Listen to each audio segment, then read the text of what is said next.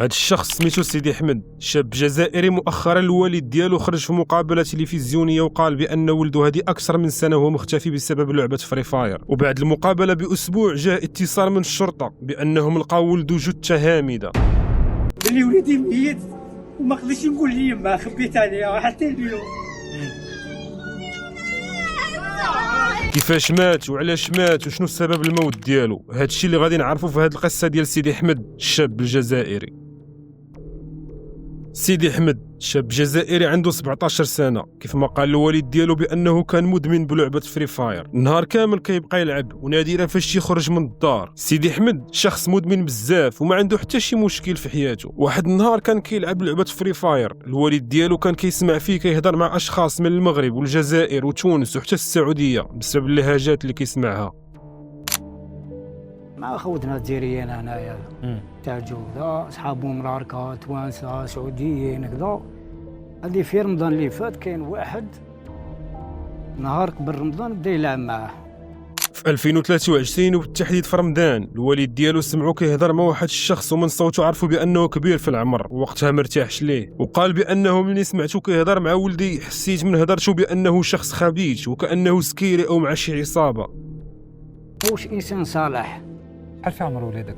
وليدي انا 18 سنه كيخرج. هذاك النهار قفلها.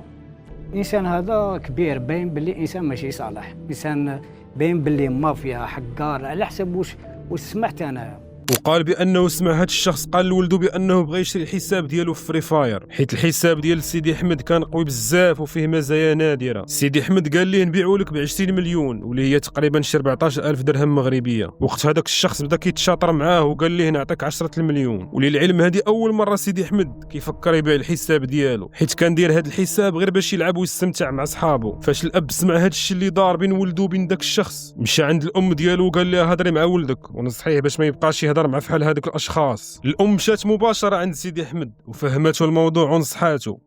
انا سمعت بوذني بصح ما درتش مع وليدي فما، هدرت مع يماه فهمته من غدوه هذاك.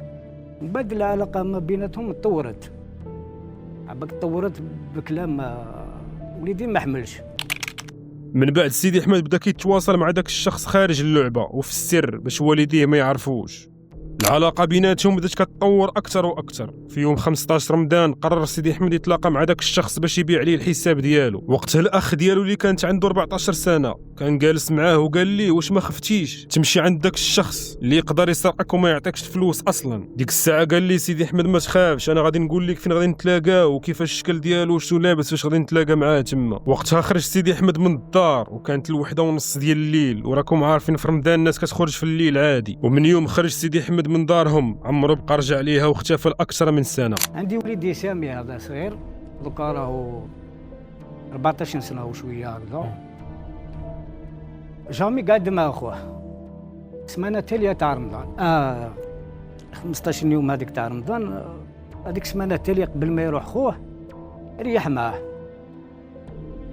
ولا يشوفوا يكتب مقلق هكذا منا. بعد صغير ولا ينصح في الكبير، قال له خويا ما تخافش كي تروح للسيد هذا وكذا كش ما يدلك وكذا. قال له كاين اللي راه ضامن لي، قال له بصح ما تعرفو ما يعرفك. السيد هذاك على حسب وليدي واش حكى لنا، قال له كي يلحق هذاك الوقت يبعث لك ميساج ولا نعيط لك ولا مانيش عارف كيفاش. قال له نقول لك وين نتلاقاو، قول لي واش راك لابس.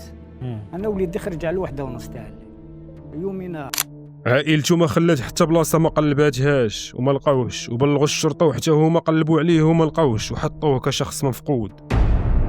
ومن بعد 20 يوم من اختفاء سيدي احمد، خو اللي عنده 14 سنه جلس مع بواه وقال لي بانه راه مشى يتلاقى مع داك الشخص اللي بغى يبيع عليه الحساب ديالو ديال فري فاير. في ديك اللحظه بداو كيقلبوا على الحساب ديال داك الشخص ولكن اختفى ليه الاثار وما عرفوش حتى شكون هو. الوالد ديالو قال بانه لا هو ولا الام ديالو ما بقاوش كينعسوا حيت ما عارفينش ولدهم واش مخطوف ولا كيتعذب او ميت ولا وقعت ليه شي حاجه. حط راسي في المخده اني نعاني بزاف بالضبط. والله ماني نشوف الناس، والله ماني نشوف الناس.